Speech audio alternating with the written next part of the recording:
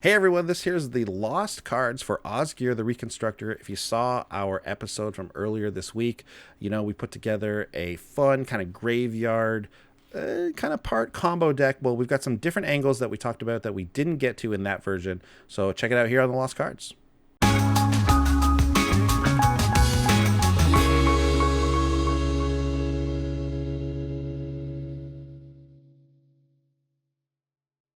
All right, Osgir the Reconstructor, Lost Cards, let's go. Yes, if you saw our Osgir the Reconstructor episode from earlier this week, you saw that we put together a really fun deck. Some graveyard shenanigans, we're making tokens and stuff. We're getting some value, but also had a kind of a little, tricky little combo in there also. But there's definitely some big angles we did not take. That I think you easily could with Osgir. This is a very versatile commander that I think can go in a lot of directions, right? I can imagine. First of all, I wanted to mention just some of the cards we didn't even get to. That's kind of if you wanted to go just really extra heavy on that like value side of things. Sean, why don't you take these two? Oh, Duretti, Scrap Savant, the cheapest planeswalker there ever was. He's so two good. Two gumballs. He's so good. This is 3 in a red for Planeswalker, 3 loyalty to start. Up to discard 2 cards, then draw up to 2 cards, then draw that many. -2, sack an artifact. If you do, return a different artifact from your graveyard to the battlefield. And then -10, you get an emblem with whenever an artifact is put into your graveyard from the battlefield, return that card to the battlefield at the beginning of the next end step. It can be your commander too. So, I mean, when we're filling up our graveyard, obviously Duretti's something you want to look at. Yeah, obviously. Trash for Treasure, another great one in there. That's just kind of that middle Duretti ability on a sorcery, 2 in a red. Yeah. Again, we're just talking value here. If you mill some great big creature into your artifact creature into your graveyard and you just grab it back, like Osgir is great at that, at doing that. Great at filling the graveyard. Great at getting value. Grinning Totem was a cool card I came across. I believe we've mentioned it before on the show a long time ago, but it's pop back up again, and it's a 4-mana artifact that has, you pay 2 and tap it and sack it, and then you can search an opponent's library and exile a card from it, and then you get to play it until the beginning of your next, I think, upkeep. Yeah.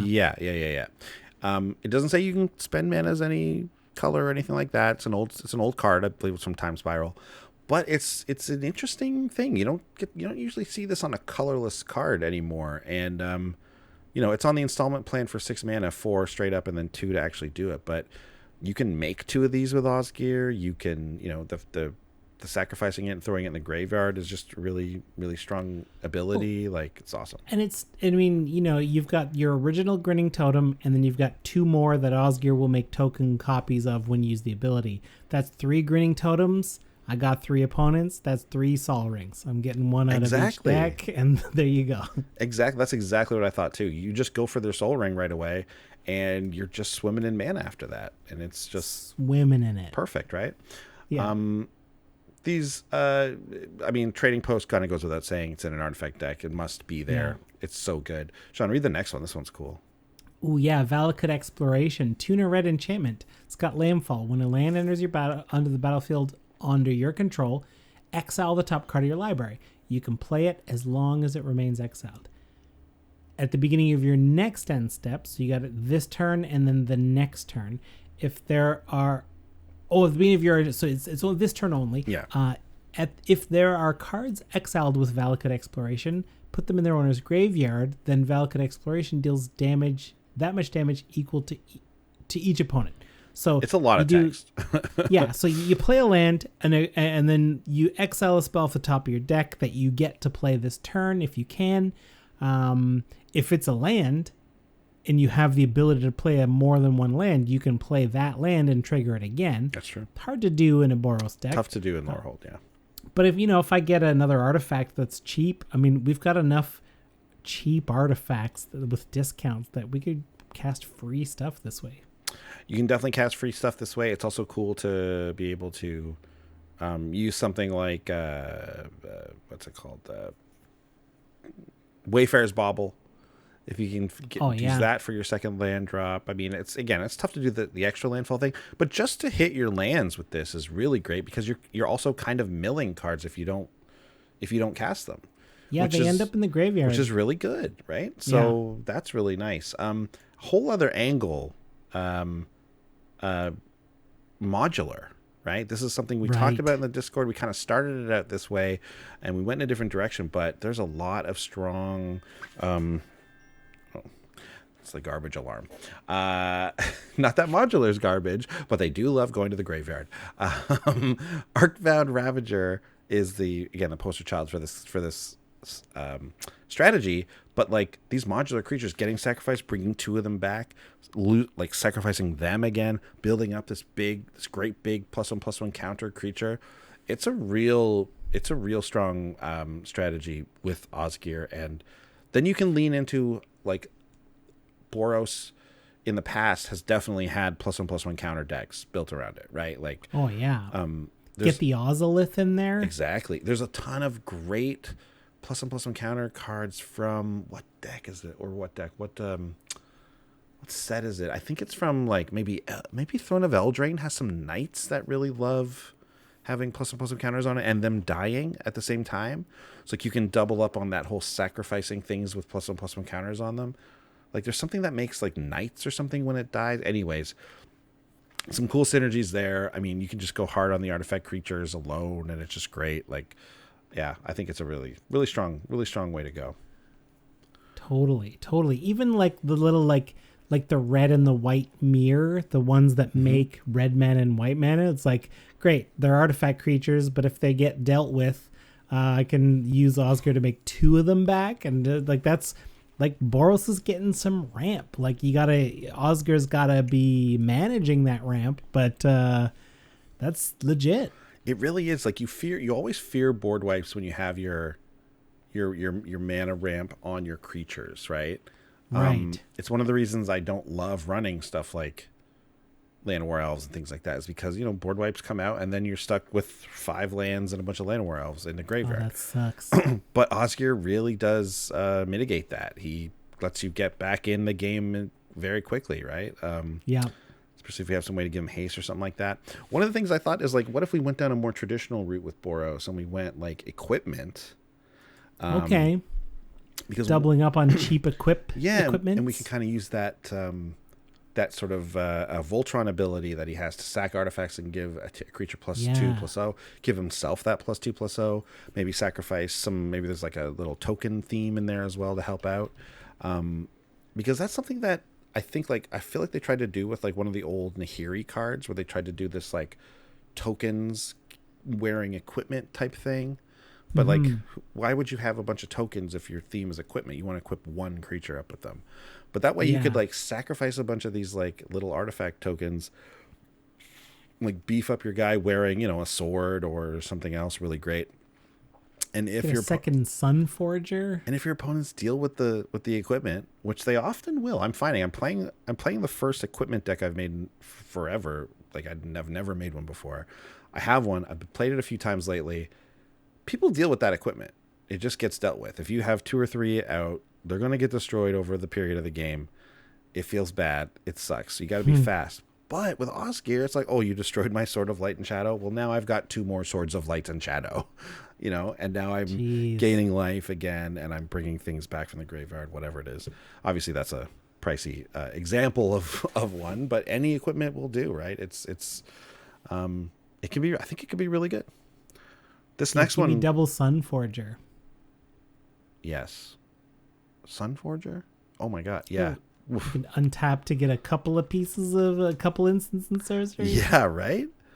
I mean, yeah. If you like lean into, you know what this is great for. Sunforger is really good for. There's a couple of, there's one for sure. I don't know how many there are. Instants that get you an exiled card back into your hand from exile. Yeah. Sunforger could go get that. Like you could exile the Sunforger, use the fake Sunforger to go and get the original Sunforger back, and still keep doing that. That's a wild move.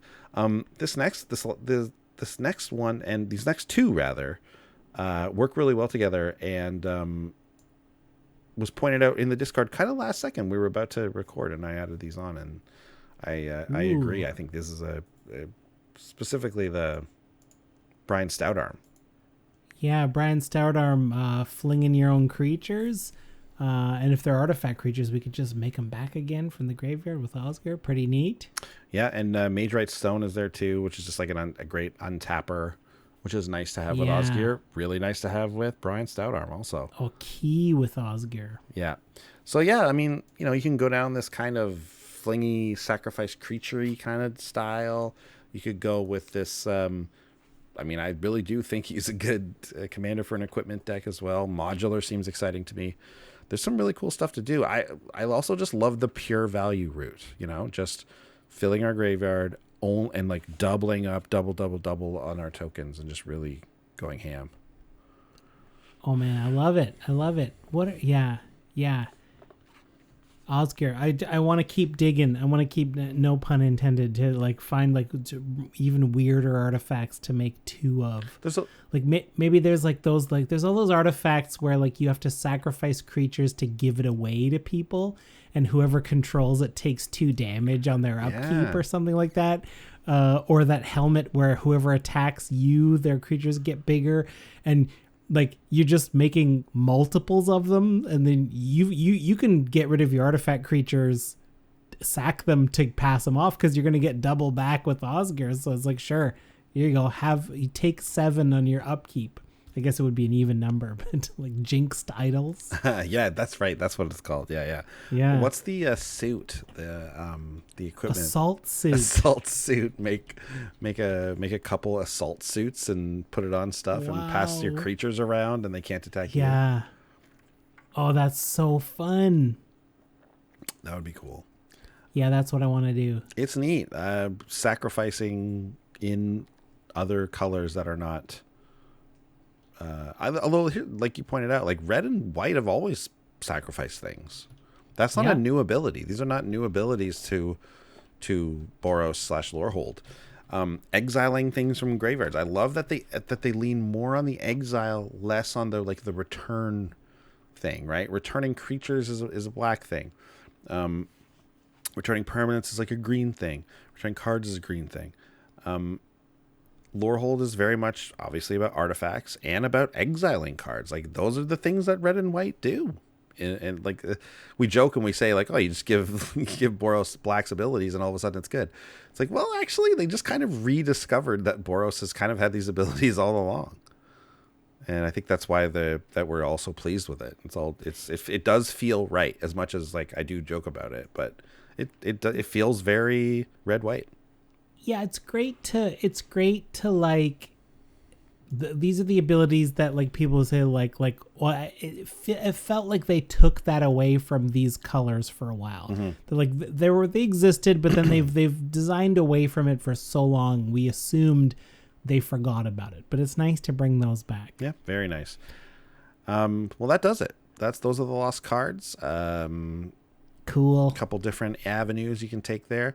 Check out our original, of course, Osgir the Reconstructor deck here on YouTube. Was a lot of fun. And we'll be back next week with another brand new deck tech. As always, like clockwork. We will see you then. Bye. Thanks for watching. If you love what we're doing, consider supporting the show by going to patreon.com/commandersbrew. And if you want to get any of the cards from our deck list, go to our TCG Player affiliate link below. That helps us out too, and for a free way to help us out, consider sharing the show with some friends. Like and subscribe, add a comment or two. See you later. Bye.